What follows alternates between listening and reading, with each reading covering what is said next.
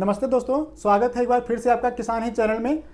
किसान भाइयों, इस समय यूरिया नहीं मिल रही है तो क्या हम अमोनियम सल्फेट डाल दें, या फिर अमोनियम सल्फेट डालना है तो कितनी मात्रा में डालना है, क्या क्या तत्व पाए जाते हैं अमोनियम सल्फेट में, और कब इस्तेमाल करना है कब नहीं इस्तेमाल करना है, और इसका प्राइस कितना है, सब कुछ इस वीडियो में जानने वाले हैं। इसलिए इस वीडियो को अभी से लाइक कर दीजिए, चैनल पर पहली बार सब्सक्राइब कर लीजिए और किसान भाइयों को शेयर जरूर कर दीजिएगा ताकि वो सब तक जानकारी ये पहुँच सके। तो चलिए शुरू करते हैं। सबसे पहले आपको हम बताने वाले हैं कि अगर आप अपने खेत में यूरिया डालते हैं तो क्या होता है, और अमोनियम सल्फेट डालेंगे तो क्या होता है, दोनों में क्या क्या कंटेंट पाया जाता है। तो देखिए, यूरिया में क्या होता है, इसमें पाया जाता है 46% नाइट्रोजन, ये सबको पता है। अब अगर आप एक बोरी लेते हैं इसकी यूरिया की तो ये आती है, अब तो 45 किलो की आती है, तो 45 केजी की बोरी आती है। अब 45 केजी में आपको मुश्किल से मिलता है 22 किलो नाइट्रोजन, जबकि अगर आप अमोनियम सल्फेट लेते हैं तो यहाँ पर कितना होता है, इसमें होता है 20.6% नाइट्रोजन, ये होता है इसमें। साथ ही साथ इसमें 23% आपको मिल जाता है सल्फर, ये आपको एक्स्ट्रा मिलता है, जबकि यूरिया में ये चीज़ नहीं मिलती है। और यहाँ पर अगर आप ये अमोनियम सल्फेट लेते हैं तो ये 50 किलो के बैग में आपको लगभग 11 किलो के आसपास या 10.5 किलो आपको नाइट्रोजन मिल जाता है। साथ ही साथ आपको यहाँ पर 11.5 किलो के आसपास सल्फर मिल जाता है। तो ये आपको समझ में आ गया कि एक बोरी अगर हम डालते हैं 50 किलो या 45 किलो का लेते हैं तो इतना आपको मिलता है। अब ये काम कैसे करता है, तो देखिए यूरिया जो है वो कैसे काम करती है। यूरिया में सिर्फ नाइट्रोजन होता है, ये हमने आपको पिछले वीडियो में बताया था कि यूरिया सिर्फ बढ़वार का काम करता है, वेजिटेटिव ग्रोथ करता है, जो बहुत ही तेज़ी से ग्रोथ करता है। और यहाँ पर जो अमोनियम सल्फेट है इसमें आपको सल्फर मिलता है, इसलिए इसमें जो नाइट्रोजन अपटेक की जो क्षमता होती है पौधों की वो थोड़ा और बढ़ जाती है, क्योंकि यहाँ पर साथ में सल्फर आपको मिल रहा है। अब दोस्तों बात कर लेते हैं कि यूरिया में नाइट्रोजन जो होता है वो किस फॉर्मेट में होता है, किस रूप में होता है, और जो अमोनियम सल्फेट है उसमें किस रूप में पाया जाता है। हमेशा पौधे नाइट्रेट रूप में पौधे जो है एब्जॉर्ब करते हैं, जो पौधे हैं वो अपना भोजन नाइट्रोजन को इस रूप में लेते हैं, नाइट्रेट रूप में। यूरिया में नाइट्रोजन होता है एमाइड फॉर्म में, ये आपको ध्यान रखना है, ये एमाइड फॉर्म में होता है। तो जब एमाइड फॉर्म में होता है और पौधे लेते हैं नाइट्रेट रूप में, तो एमाइड फॉर्म से ये जैसे यूरिया आप डालेंगे खेत में तो ये एमाइड बनेगा, उसके बाद ये बनेगा अमोनिकल यानी अमोनियम बनेगा, ये बनेगा अमोनियम में, उसके बाद बनेगा नाइट्रेट। ये जब नाइट्रेट बनेगा तब पौधे ले पाएंगे।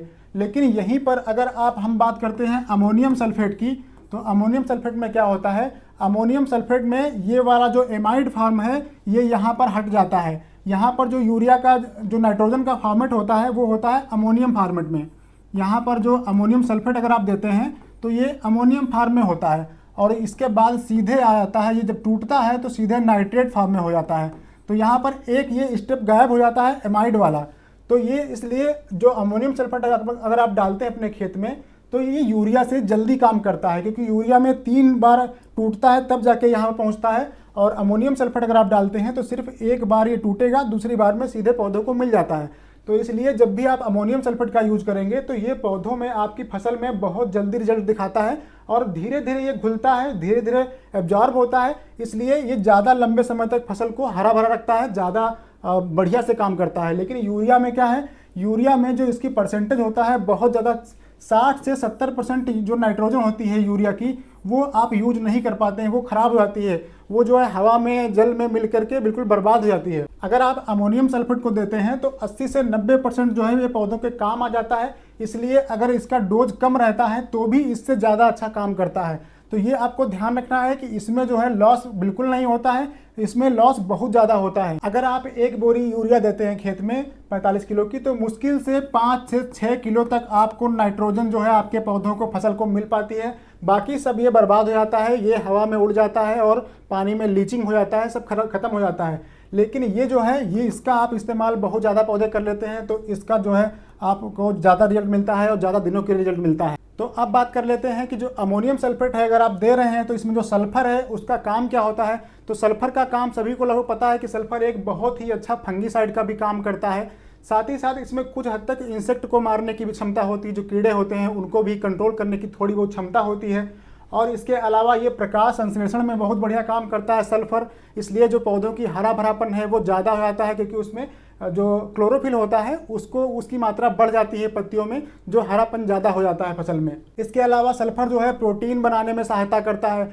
फल जो दाने होते हैं वो उनका आकार बढ़ता है, साथ ही साथ शाइनिंग जो होती है दानों की चमक बढ़ती है। और अगर आप कंद वर्गीय फसलें हैं जैसे आपकी लहसुन हो गया, प्याज हो गया, शकरकंद हो गया, आलू हो गया, इस टाइप की जो फसलें होती है उसमें सल्फर का काम होता है कि उसमें कंद का निर्माण बहुत अच्छा होता है। साथ ही सल्फर जो है फसल को ठंड से भी बचाता है। सभी लोग जानते हैं कि ठंड में सल्फर का अगर आप इस्तेमाल करते हैं तो बहुत अच्छा ये रिकवरी देता है, बहुत अच्छा फसल को जो क्षमता है वो बढ़ाए रखता है, जिससे फसल आपकी खराब नहीं होती है। अब बात कर लेते हैं कि आप अमोनियम सल्फेट को कहाँ कहाँ इस्तेमाल कर सकते हैं, कौन कौन सी फसल में इस्तेमाल कर सकते हैं। तो देखिए यहाँ पर जो अमोनियम सल्फेट है उसको आप लगभग सभी फसलों में इस्तेमाल कर सकते हैं, बहुत ही अच्छा रिजल्ट देखने को मिलता है। खासकर अगर आपकी मिट्टी का जो पीएच मान है वो 7 से ऊपर है तो अमोनियम सल्फेट बहुत ही अच्छा काम करता है। तो ये आपको ध्यान रखना है कि अमोनियम सल्फेट को आप जरूर इस्तेमाल कर सकते हैं सभी फसलों में, चाहे वो आपकी कोई भी फसल हो, सब में इस्तेमाल कर सकते हैं। डोज की बात करें तो डोज कितना आपको लेना है, डोज आपको वैसे तो डोज इसका आप डाल सकते हैं ज़्यादा भी जितना हम बता रहे हैं आपको, लेकिन कम से कम आपको 25 केजी एकड़ में आपको लेना होता है। ये 25 केजी पड़ेगा, जबकि यूरिया आपका एक बैग पड़ता है 45 किलो प्रति एकड़ में। ये सब प्रति एकड़ में हम बता रहे हैं आपको, 1 एकड़ का। अब अगर 25 किलो आप यहाँ पर देते हैं तो आपको यहाँ पर क्या मिलता है, यहाँ पर आपको मिल जाएगा नाइट्रोजन तो मिलेगा ही मिलेगा, साथ में आपको लगभग 11.5 किलो आपको सल्फर मिल जाता है। अगर आप अमोनियम सल्फेट देते हैं अपने खेत में तो आपको क्या क्या मिलता है, आपको नाइट्रोजन तो मिलती ही मिलती है, साथ ही साथ आपको सल्फर मिलता है जैसा हमने आपको पहले बताया। तो अगर आप 25 किलो का डोज लेते हैं अपने खेत में डालते हैं तो आप यहाँ पर आपको 6 किलो के आसपास आपको सल्फर भी मिल जाता है, और नाइट्रोजन तो आपको यूरिया के बराबर का मिल ही रहा है। तो मान लीजिए आपके 300 रुपये के आसपास यूरिया मिलती है, और यूरिया की अगर हम उसकी बात करें नाइट्रोजन की तो 300 रुपये का आपका नाइट्रोजन हो गया यहाँ पर। इसके अलावा लगभग 6 किलो सल्फर जो कि 600 रुपये का आपका ये सल्फर हो जाएगा अगर आप अलग से लेते हैं। तो मिनिमम आपको 100 रुपये किलो सल्फर तो मिलता ही मिलता है। तो आपको सल्फर यहाँ देने की जरूरत नहीं पड़ती है, अपनी फसल में अलग से सल्फर की देने की जरूरत नहीं पड़ती है, और फसल आपकी ज़्यादा अच्छी दिखती है। जो आपको हमने फ़ायदे बताया सल्फर के वो भी मिलते हैं। तो आपका लगभग 900 रुपये का यहाँ पर ये जो है ये कंटेंट आपका बन रहा है। तो अगर इसकी हम रेट की बात करें अब, तो रेट आपको मिलेगा इसका अलग अलग कंपनियों के हिसाब से अलग अलग रेट आता है। तो यहाँ पर मिनिमम रेट जो होता है वो लगभग हम एवरेज मान लेते हैं कि 1000 रुपये के आसपास का आपको बैग मिलता है, और ये अलग अलग कंपनी का 1200 से लेकर 1300-1400 रुपये तक जाता है। तो रेट को ज़्यादा आप माइंड में मत रखिएगा, लेकिन इसका जो रिजल्ट है वो बहुत अच्छा मिलता है, इसलिए हम आपको बता रहे हैं कि आप अमोनियम सल्फेट का इस्तेमाल कर सकते हैं बेझिझक। और इसको कब इस्तेमाल नहीं करना है, वैसे तो यूरिया में भी नाइट्रोजन है और इसमें भी नाइट्रोजन है, तो आपको दोनों को ही जब आपकी फसल में फूल आ रहे हों उस समय इस्तेमाल आपको नहीं करना चाहिए, क्योंकि फूल आते समय अगर नाइट्रोजन का आप इस्तेमाल करते हैं तो फूल ड्रॉपिंग की यानी फूल झड़ने की समस्या आपको देखने को जरूर मिलेगी। इसलिए आपको फ्लावरिंग स्टेज से पहले आपको 2 बार इस्तेमाल कर लेना है इसको, और आप चाहें तो आप इसको टॉप ड्रेसिंग में दे सकते हैं अमोनियम सल्फेट को, और ड्रिप में भी चला सकते हैं। साथ ही साथ आप इसको बेसल डोज में भी दे सकते हैं। बेसल डोज में आप इसको जो अमोनियम सल्फेट है ये आप 100 किलो तक दे सकते हैं, कोई दिक्कत नहीं है, क्योंकि ये मिट्टी को ख़राब नहीं करता है। जो यूरिया होती है वो आपकी मिट्टी का पीएच गड़बड़ा देती है, मिट्टी को बहुत ख़राब करती है, लेकिन ये जो अमोनियम सल्फेट है ये आपकी मिट्टी को ख़राब नहीं करेगा। इसमें आप 50 किलो से लेकर 100 किलो तक बेसल डोज में डाल सकते हैं। लेकिन अगर आप ड्रिप में चलाना चाहते हैं इसको तो ड्रिप में आपका डोज रहेगा ये 4 से 5 किलो प्रति एकड़, और ये आपको फ्लावरिंग स्टेज से 2 बार पहले चला देना है 8-10 दिन के 15 दिन के अंतर पे, तो आपको बहुत शानदार रिजल्ट देखने को मिलेगा। साथ ही साथ अगर टॉप ड्रेसिंग आप करना चाहते हैं तो आप ये 25 किलो का डोज जो है ये आप ले सकते हैं टॉप ड्रेसिंग में। जैसे आपका धान हो गया, मक्का हो गया, गेहूं हो गया, कुछ भी कोई फसल है आपकी, तो उसमें आप 25 किलो डाल के देखिए, आपको रिजल्ट बहुत ही बेहतरीन देखने को मिलेगा। तो अगर आपको जानकारी ये पसंद आई हो तो इस वीडियो को लाइक कर दीजिएगा और चैनल पर पहली बार सब्सक्राइब कर लीजिएगा।